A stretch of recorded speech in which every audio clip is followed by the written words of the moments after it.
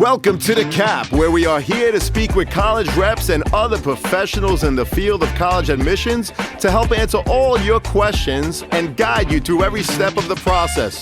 So if you're serious about college admissions, you've come to the right place. Are you ready? Let's talk about it. And now, here's your host, Dr. John Durante. Welcome to The Cap, the College Admissions Process Podcast. I am your host, John Durante, and I am here to introduce you to college admissions representatives and other professionals in the field of college admissions. Our purpose is to serve you, the students and parents, so that you may gain insight straight from the people who ultimately make the decisions. Regardless of whether you apply to a particular school being highlighted in a given episode, you should listen to all of them, as each guest will give you tremendous insight and advice on every aspect of the college admissions process, prompting you to come up with your own follow-up questions for when you visit campus or meet with a college admissions representative yourself. Don't forget to visit our website, www.collegeadmissionstalk.com, or the show notes of each episode to access the alphabetical list of all the colleges available with the related audio link to the right of each school. The alphabetical list provides you with on-demand access to all of the episodes so that you may listen whenever you wish. And if you want to receive links to episodes before they are released on the podcast, along with other related resources, please fill out the email opt-in form also available on our website and in the show notes of each episode. Lastly, please email me with any questions or comments at collegeadmissionstalk@gmail.com. So are you ready? Let's talk about it. Welcome to The Cap, the College Admissions Process Podcast. I am your host, John Durante, and it gives me great pleasure to introduce to you today Dr. Matthew L. Bennett, who's the Vice President of Graduate Enrollment and Professional Studies at Northwood University in beautiful Midland, Michigan. Dr. Bennett, thank you so much for being here today. How are you? John, to all the listeners on The Cap, it's a privilege to be here today. Thank you for the opportunity, and looking forward to sharing with all your listeners the wonderful features of Northwood and all that we have to offer. Well, it's an honor and pleasure to have you here, and I can't wait to hear all about the great things that Northwood has to offer, both inside of your classrooms and beyond. So, Dr. Bennett, can you provide us an overview of Northwood University's mission and educational philosophy and how it differentiates itself from other colleges and universities? Yeah, no, it's a great question, John. Thank you for that, and thank you again for the opportunity and the platform to share on behalf of my board of trustees, our president, Dr. Kent McDonald, my colleagues at the leadership team level, and moreover, representing our students and alumni, which is well over 50-some thousand strong across the Wow. globe. Northwood's a special place. I know a lot of colleges and universities will say that, but I think you'll find in the state of the world today, whether you lean left or lean right, philosophically, Northwood is rooted in free enterprise. It's rooted in capitalism. We really develop future leaders that drive business entities. Our mission is really focused on developing free enterprise leaders who drive global economic and social progress. So that may sound very right-leaning, but it's very much pro-business. We are firm believers of people need to be free. They need to be free to make decisions. They need to be free to be innovative. Moreover, they need to be free to develop organizations, build business, be job creators, not necessarily job takers. Our code of ethics is pretty unique. It's a great acronym, easy to remember. It's FRESH AIR. That FRESH AIR stands for freedom, respect, empathy, honesty, spirituality, and then we get into achievement, integrity, and responsibility. I think I might have messed those up. I was just reading, John, but for those on the call, it's freedom, respect, empathy, spirituality, and honesty is fresh. And then we get into achievement, integrity, and responsibility.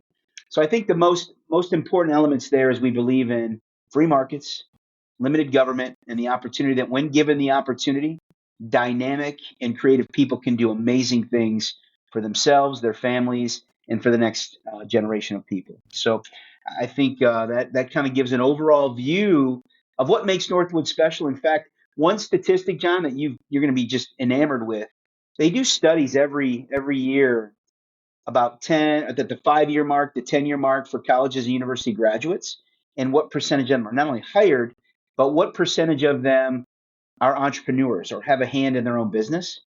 Most universities, what would you say, John, rank 10 years out? What would you think the percentage is of those graduates that are entrepreneurs?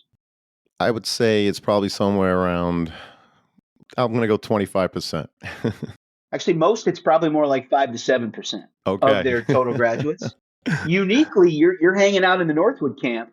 Our number is closer to 35% of our Wow. graduates have either their own business or a hand in their own business venture 10 years after graduation. So we are bitten by the entrepreneurial bug here at Northwood, and we're proud of that. Well, that's awesome. Anyone that's interested in business, it definitely seems like a great place with all that you offer, not only in your classrooms, but beyond. So, Dr. Bennett, what else can you share about student life on and off your campus? And what would you say makes Northwood so appealing for so many students to want to apply and ultimately attend? No, that's a great question. Thank you again, John. I think, Northwood's not for everybody. Let's be honest. We don't train the next biomolecular engineer. Northwood is a specialty business school.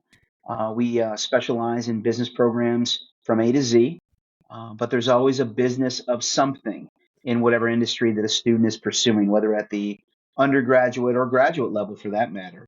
But I think what's most unique is what I joke is we have 400 acres of awesome nestled in the woods in Midland, Michigan, which is close to cities.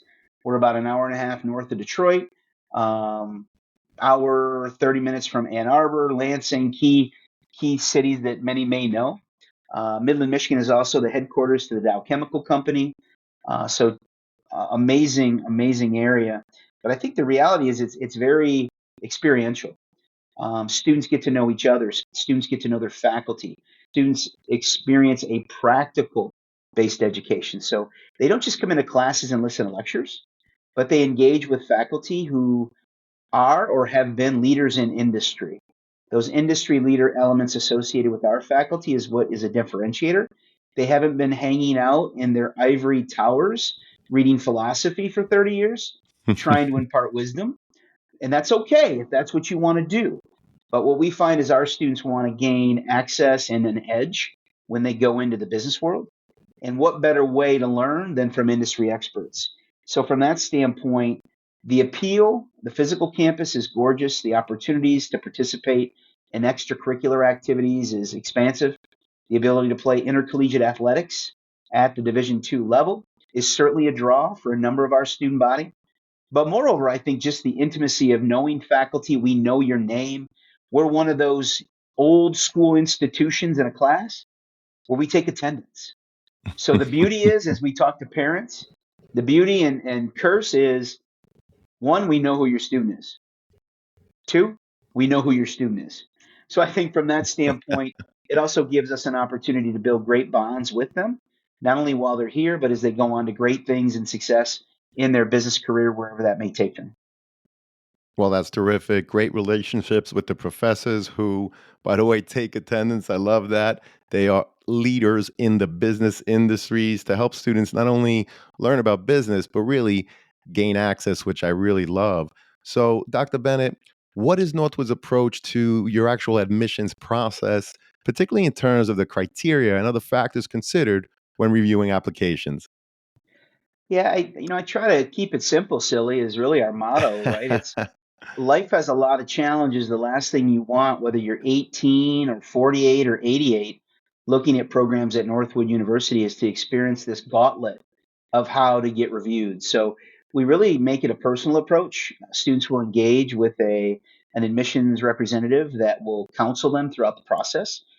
They also certainly, in a lot of ways, can inquire online, in which they'll be replied to in a very prompt way. As we all know, speed is vital in getting questions answered, especially in today's day and age.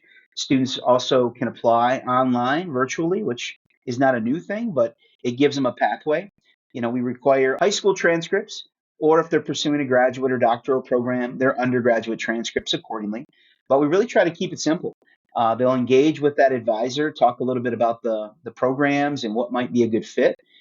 If we get a good fit being a specialty business institution, we'll pair the parent and the students up with the faculty chair of that division, whether it's accounting or finance or sport promotion management, cybersecurity. We really want them to meet everybody. There's no hiding the wizard behind the cloak, right? We want to make it as an experiential process as it can be, because we know that our parents and our students that that are older in their lives are investing. They're investing their time, their talent, their treasure at Northwood, and we take a lot of pride in that. So it really is a rolling admissions process in which we will engage the student, review their application, and then get back with them in the most timely fashion so they can begin planning their lives, right? Senior year, junior year, there's a lot going on for high school students. If it's an adult, they're working, they have kids, they have a mortgage, an SUV. They want to know, where am I at? What's next? And how much does it cost? So we want to make sure that we're as transparent and overly communicative in the process. Well, that sounds terrific. Rolling admissions. And Dr. Bennett, I was curious though, being that you're such a popular business school, what kinds of internship opportunities do you provide your students once they're on your campus? Oh man, it's a great question. In fact, part of my division is privileged to work with our career services and professional development space. And we just went through a list of well over 200 organizations across the Wow. country that place our students in internships or have. And what's unique is most students, in fact, we've had a lot of transfer students that have experienced this with my director of career services, Dr. Steve Poole, where they don't even look or consider internships until their senior year or their junior year. Wow. A majority of our student body start internships their freshman summer. Hmm. So after year one, they're already making a case with organizations like Southeast Toyota, CDK Global, the Penske Automotive Group, Hendrick, Deloitte and Touche, Lear, Cox Automotive, you name it. That they are unmatched in terms of a potential employee. So what's unique about that differentiator for parents and students listening is we prepare you. And I apologize all that are listening. I use a lot of analogies as a former baseball player. We prepare you to play when you graduate. We don't prepare you to come sit on the bench of whatever proverbial company that hires you. And that's what brings employers back and back and back. So from that standpoint, internships start year one. A student could literally have 3 internships before they graduate and be ready to go in the marketplace, depending on their study of major or their discipline. Well, I think that's terrific that you start the internships right there in year one, freshman year, giving students a real world application right from the get go. And like you said, they could end up with like 3 internships by the time they graduate, which I think is really unique and truly terrific. So, getting Yeah. back to the Yeah. overall application process, Dr. Mhm. Bennett, what could you tell us about the average profile of the current freshman class in terms of GPA and any other information that you collect? And if a Mhm. student should fall below that mid 50%, what are some of the things that they can do to enhance their overall application? I think it's about the relationship building that happens with their Northwood University admissions counselor. And I say that whether they're 18, 28, 38, 58. As I mentioned, we have an array of options that appeal to a prospective student wherever they are in their pathway. I know a majority of the audience here is most likely in the traditional residential campus bucket, but I say that relationship building is key. And that's in life in general, as you know, John. I think in Absolutely. terms of our overall student profile, our average freshman class that just started here about 7, 8 weeks ago is about a 3.4 cumulative GPA. They're very active in their communities. We have a significant number of aspiring student athletes that make up our freshman class, but also just student leaders, volunteers, volunteerism. That basically develops the entire package because we're firm believers not only in entrepreneurship and capitalism, but we also know that with that, you've got to be a great citizen and contributor to your community at large. So for those that maybe fall below those technical measurements, we have found in a long career in higher ed, it really is about getting to know the person. What led to that hiccup in maybe a GPA. It's important to note that we are an ACT, SAT optional school, so it's not a final deciding factor, but it's one ingredient in that admissions application recipe per se. And that is across the board for our undergraduate programs, our master's programs, and our graduate programs. I think the overall piece that we find is our students come here hungry, ready to be entrepreneurial. Many of them already may have an entrepreneurial venture, but I can't tell you how many of the folks already have their side hustle or a business they created while in high school, and they're looking to fine tune their skills to really expand it as they graduate and go out into the quote unquote world. Well, I appreciate that, especially how you talk about building relationships with your admissions counselor, which you're absolutely right, is so important. So, Dr. Bennett, what could you tell us about some of the things that students do to demonstrate their interest in attending Northwood? And Yeah. how do you use that as part of your overall application review process? Yeah, I think you'll find that Northwood students are just wired different. Entrepreneurial students are just wired different. I mean, I'm a Northwood grad twice, so I Hmm. came here. Believe it or not, I mean, I donated my hips and my knees to the baseball program back in the late '90s. But you're just wired different. I remember growing up, my dad was a tool and die guy by day, but was a painter of custom automobiles at night. That was his side hustle. So I Hmm. learned that entrepreneurial quote unquote hustle that's so popular today, along with grit. So we also lived close to a golf course. I would go out and collect golf balls, right, in the ponds and in the woods, and sell them, right, to make money. We see that today with kids that work in their parents' car dealerships. They create t-shirt companies, landscape companies, companies you would never dream of. Coding, they're developers, they create websites, they develop marketing campaigns and logos. But I mean, bottom line, I give you all of that to suffice to say there's no one recipe, but students inquire about programs, they apply. Most notably, as you alluded to earlier, they visit campus because they've got to get a good feel. Are they going to fit? Are they going to enjoy life there? They might attend a summer camp on campus. One thing that's unique is not only do we have athletic sports camps, but we have business camps on campus. Specifically for our automotive audience, we've got a full tank camp in which students can learn about the automotive industry, the automotive aftermarket industry. We have an acronym called Lab Camp, which is a camp referring to learn about business and what careers people can pursue. DECA, which is popular, BPA, students attend athletic events on our campus, open houses. I mean, there's an array of opportunities, but that gives you a pretty good idea that we get to know our students throughout their junior, senior years. We get to know our adult students based on the engagement we have with them, whether they're pursuing a master or doctoral level program. It all boils back to those relationships because we're firm believers that we can partner and prosper with you in your educational journey. Well, I appreciate how you talk about building a community and being mindful of what the students do on your campus and beyond. So, Dr. Bennett, I also received some inquiries from parents asking about clubs, sports, or any other activities students may participate in outside of the classroom while they are still in high school. Mhm. So, what are you looking for from a student's activity sheet, for example? And does it change based on a student's intended course of study?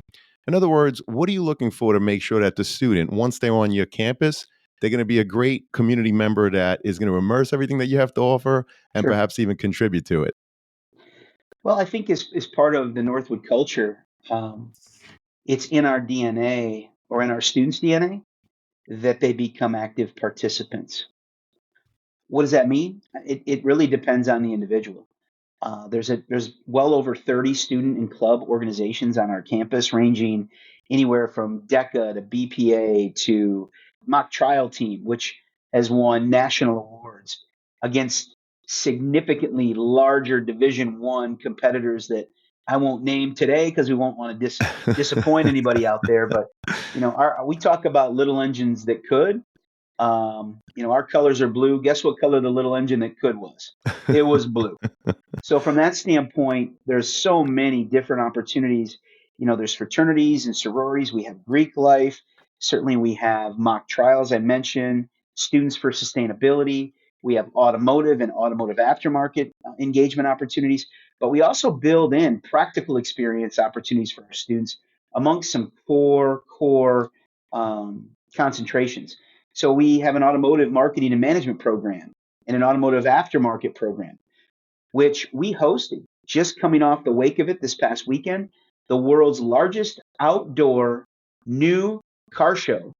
Wow. And it's all run by the students, That's the whole awesome. show. So we had tens of thousands of people on our beautiful campus over the weekend, all run by the students. The displays, the marketing, the promotion. We do the same thing for our hospitality students. We do very similar things for our fashion and merchandising students. So you get to learn it by doing it here. We don't just talk about it in hope you can do it. Once again, it goes back to that analogy. Our students know how to play, and that's why they're such hot commodities in the business force when it's time to get hired. Well, I love that you learn by doing. It sounds like you give your students so many opportunities to embrace real world opportunities, such as the car show and so many other things. It really does sound like you have something for everyone, particularly if you want to study business. So we Yeah, appreciate that. yeah, And of course, Dr. Bennett, visiting campus before committing to a school is really important for a student to get a feeling of the campus and surrounding area, as taking tours and spending time on a campus are things that are not so simply replicated, if you will, online. So when a yeah. student comes to Northwood, what are the areas that they should visit, and what are some of the questions they should be asking to help determine whether or not Northwood is the right fit for them? Yeah, I think you're going to find that Northwood is a very welcoming place. I'm sure a lot of schools will tell you that in these podcasts, but it really is a family and a very tight knit community. It's a small, intimate setting, but like I said, students come with that DNA of entrepreneurship and a hustle mentality. It's funny. We just had an interview yesterday. Our students want to make money. That might sound dirty, but they're the next wave of capitalists that are going to grow the next product, right? But what I would tell students in general is visit everything. Whether you're an athlete or not, visit the athletic facilities because that can be a very significant part of your experience on a Saturday, a Tuesday, a Wednesday, even if you don't play. It's part of that social development side of things. Visit the academic buildings, of course, where you're probably going to take a majority of your classes. Visit the Student Life Center, where we all know mental health is a big thing. We know exercise and physiology is key.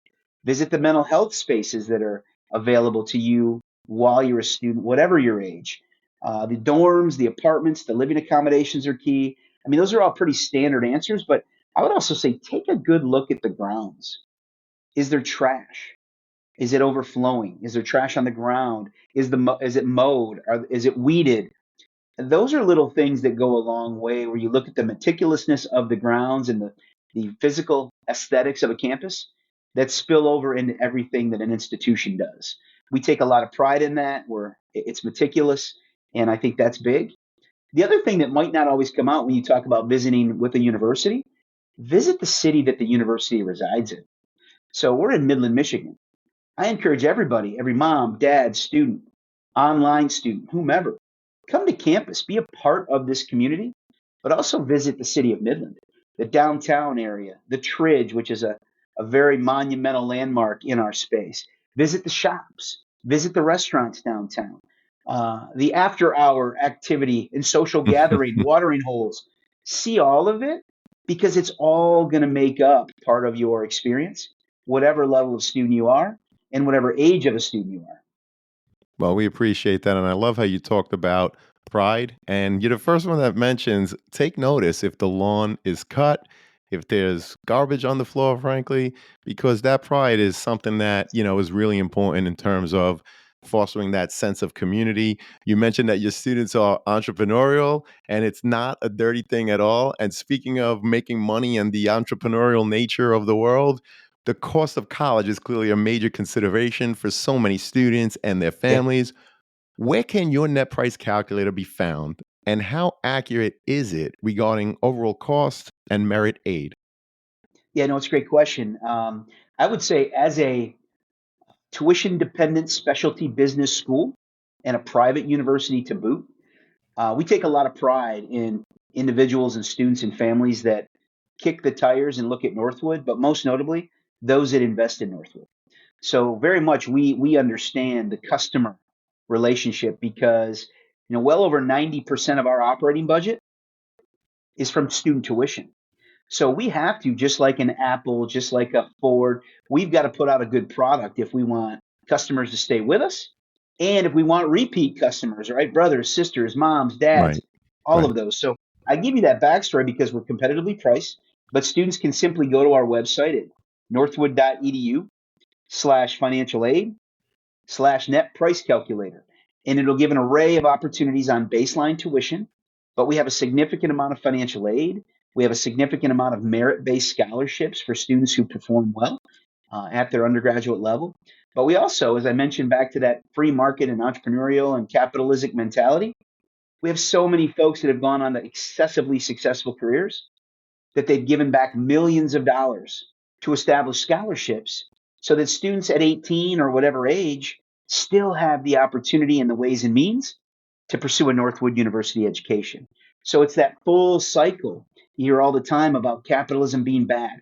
It's not, because the people that make the most money give back the most money to charitable organizations, universities, endowments, scholarships, and the like. So, from that standpoint, a high percentage of our students receive some form of aid, whether governmental or state, but what we refer to as private donor scholarships are available from those individuals that have done well and are paying it forward, if you will, to the next generation of entrepreneurial leaders. Well, of course, paying it forward is so important. And I appreciate the fact that you mentioned the net price calculator. Dr. Bennett, if there are any links that you want me to put in the show notes, just send them to me. And of course, we'll make them available to the students and their Great. parents in the show notes. I was also curious, Dr. Bennett, can you explain what opportunities Northwood offers students that may have had an IEP while in high school in terms of helping them to ensure that they continue to be successful once they're on your campus? Yeah, I think what's most notably is we try to provide as many opportunities and pathways, regardless of where a student stands in that area.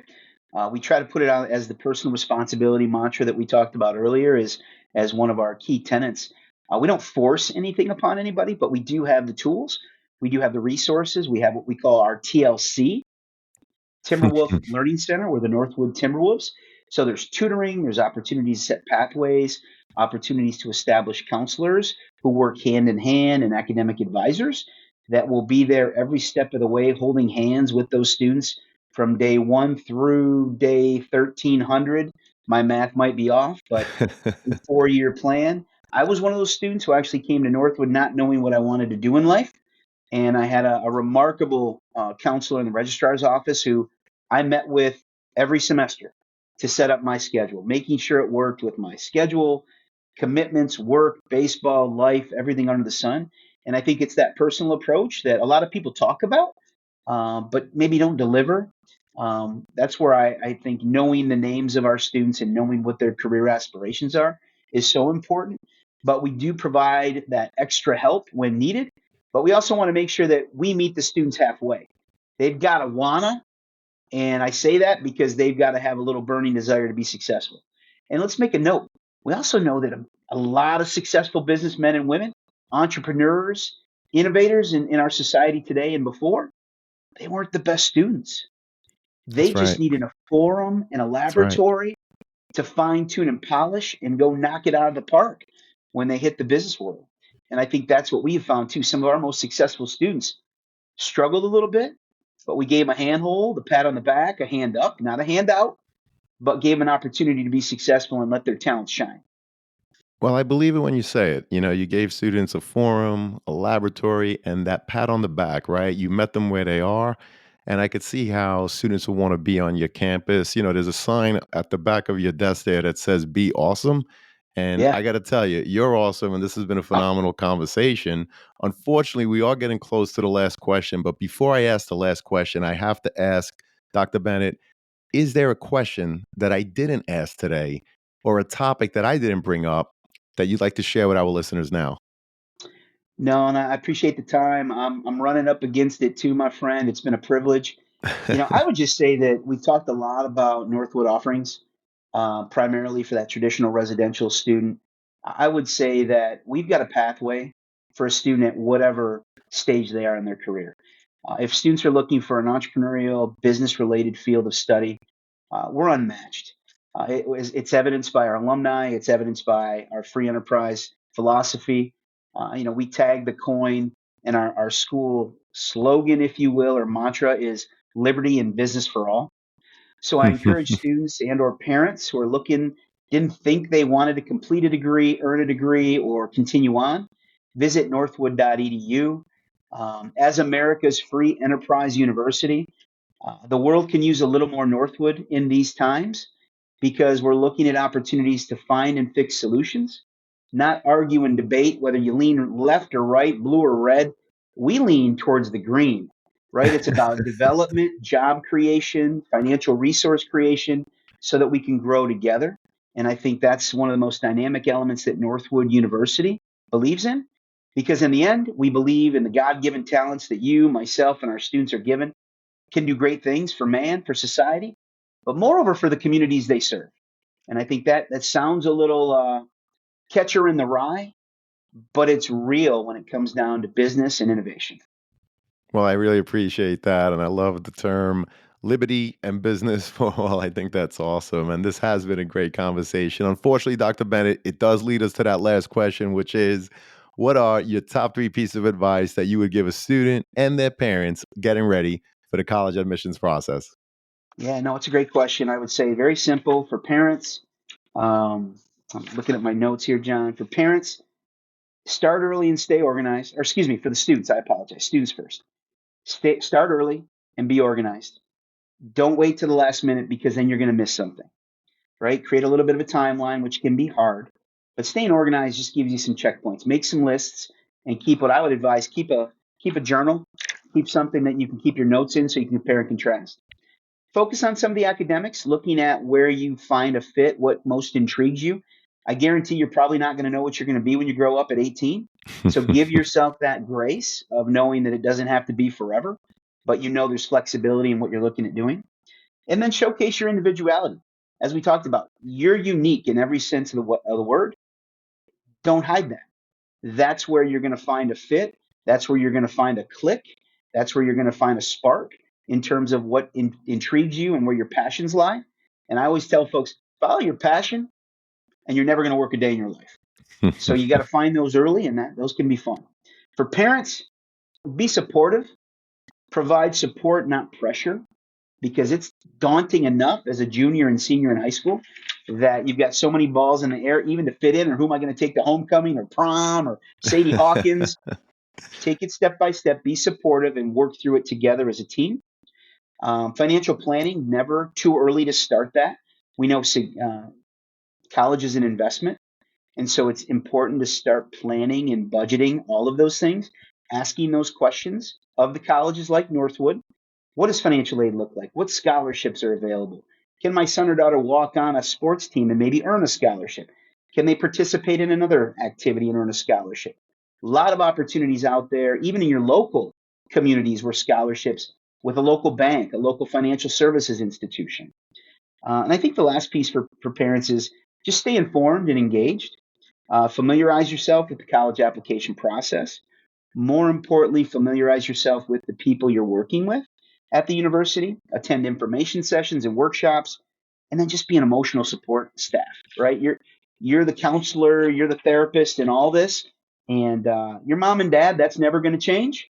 So just hold their hand. Don't walk in front or behind them. Walk with them. Well, those are great pieces of advice. Dr. Bennett, Northwood is so fortunate to have you on their team, as were we today on the podcast. I can't thank you enough, and I'm so happy as I know that this conversation is going to help so many students and their parents as they navigate through the process. Thank you so much. We really appreciate it, Dr. Bennett. You were awesome. John, you killed it. It's a privilege to carry your luggage on this trip. The pleasure was all ours. And one last thing to say to everyone out there, good luck as you navigate through the college process. Take care, everyone. Be well.